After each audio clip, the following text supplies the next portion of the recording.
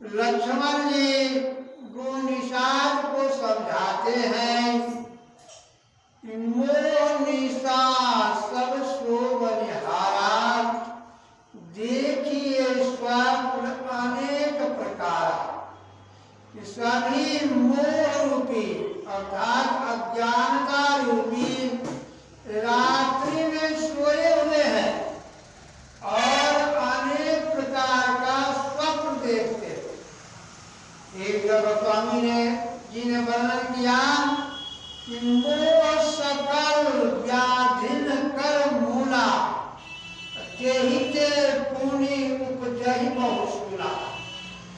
इसलिए कि अज्ञानता से हम लोगों को जगना उठना, हम लोग कह रहे थे कि यही जग जागनी जागहि जोगी, परमारथी प्रपंच वियोगी।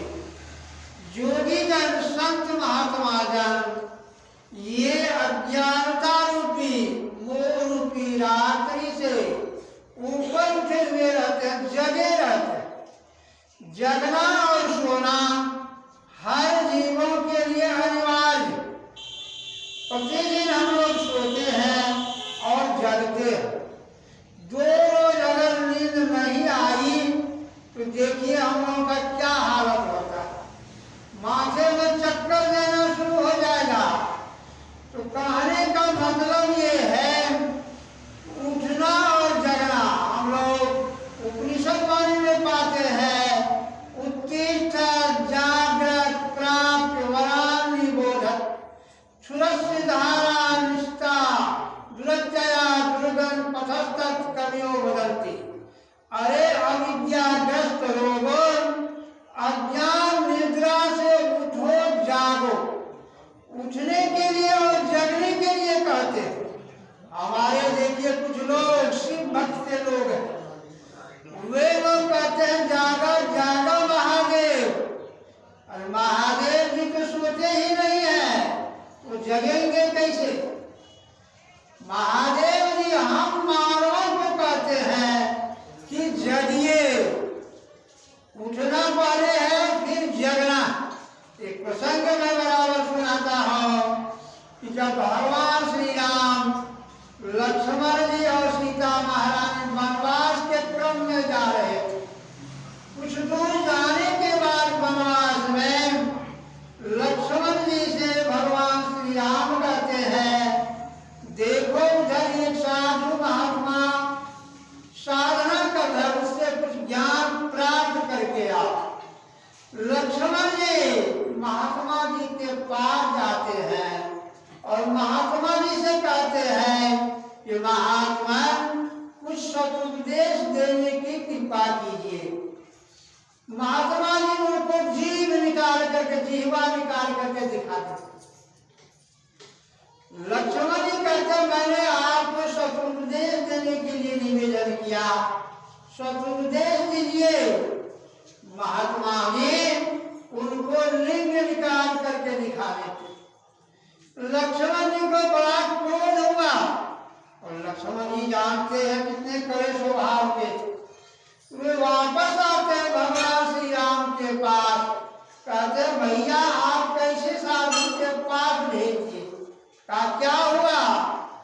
कहा मैंने उसको कहा कि सदुपदेश दीजिए तो जीव निकाल करके दिखा दिया। फिर मैंने निवेदन किया कि सदुपदेश दीजिए बाबा, तो लिंग निकाल करके दिखा दिया।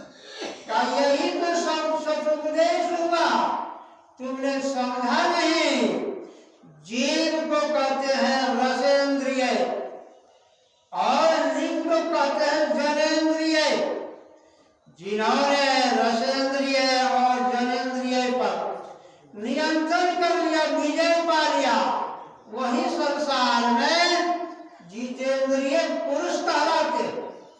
लक्ष्मण जी के बारे में हम लोग जानते होंगे, वे 14 वर्षों तक वन में अन्न नहीं खाए, सोए नहीं, अन्न की फल तक नहीं खाए, सोए नहीं और किसी स्त्री का मुंह नहीं देखा।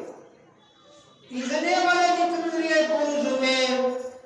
वही तो मैं सुनाता हूँ कि एक बार भगवान श्री राम और लक्ष्मण जी पर्व कुटिया में विश्राम कर रहे थे और लक्ष्मण जी दूर में एक धनुष्मान लेकर के ये पत्थर पर खड़ा होकर के पहरा दे रहे थे। उसी समय रावण की बहन शूर्पणखा जो निशाचरी थी वन में विचरण करने के लिए आई, लक्ष्मण जी के रूप को देख करके मोहित हो गई कि लक्ष्मण जी का रूप देखने में कंदक के समान, कामदेव के समान था। राष्ट्रकवि मैथिली शरण जी महाराज वर्णन करते हैं कि जाग रहा यह कौन धनुधर, जग के भुवन भर सोता है, योगी भोगी कुसुमायुक्त योगी सा बना दृष्टिगत होता। शूर्पणखा उनके रूप को देख करके मोहित हो गई और वह मायावी थी, अपनी माया के द्वारा अपने रूप को अति सुंदरी बना लिया।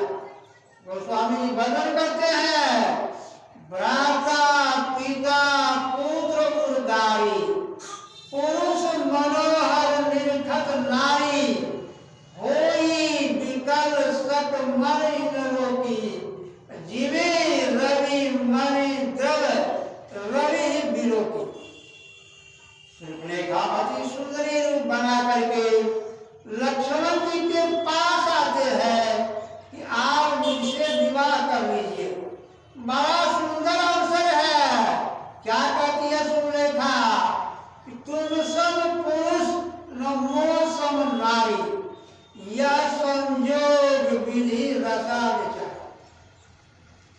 लक्ष्मण जी कहते हैं कि देखो तो मैं तो उनका दास हुआ था, भगवान श्री राम की तरफ इशारा करते हैं कि उनका मैं सेवक हूँ, तुम उनके पास जाओ। तो शूर्पणखा भगवान श्री राम भी जग जाते हैं, उनके पास जाते हैं, उनसे भी निवेदन करते हैं। भगवान थोड़ा मजा भी चल गया।